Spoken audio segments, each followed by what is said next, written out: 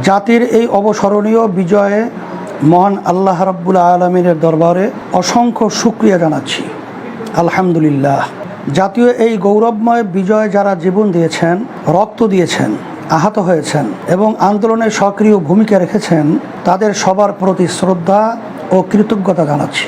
রাসূলুল্লাহ সাল্লাল্লাহু আলাইহি ওয়াসাল্লাম মক্কা বিজয়ের পরে যেভাবে সবাইকে নিয়ে উম্মাহ গড়ে তুলেছিলেন, আমরাও সেভাবে উম্মাহ গড়ে তুলব ইনশাআল্লাহ।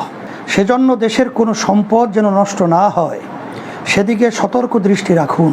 সংখ্যালঘু ভাই বোনদের নিরাপত্তা যেন ক্ষুণ্ণ না হয়, সে বিষয়ে সজাগ থাকুন।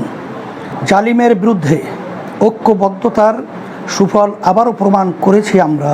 ছাত্র, শিক্ষক, পেশাজীবী ও সর্বস্তরের মানুষ যেভাবে আন্দোলনে সামিল হয়েছেন, তা বিশ্ব ইতিহাসে এক স্বর্ণালী ঐতিহ্য হয়ে থাকবে।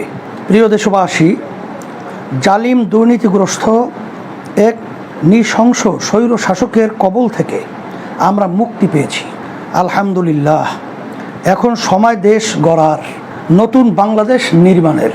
এখন সকলে মিলে ঐক্যবদ্ধভাবে সাম্য, সামাজিক মর্যাদা ও সামাজিক ন্যায় বিচার ভিত্তিক সমৃদ্ধ রাষ্ট্র নির্মাণের সংগ্রামে সবাইকে স্বাগত জানাচ্ছি। প্রিয় দেশবাসী, এই রাষ্ট্র আমাদের। দেশের প্রতিটি সম্পদ আমার আপনার টাকায় গড়া।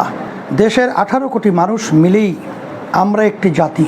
পরিশেষে আবারও আন্দোলনে শহীদ হওয়া, আহত হওয়া সবার প্রতি গভীর শ্রদ্ধা জানাচ্ছি।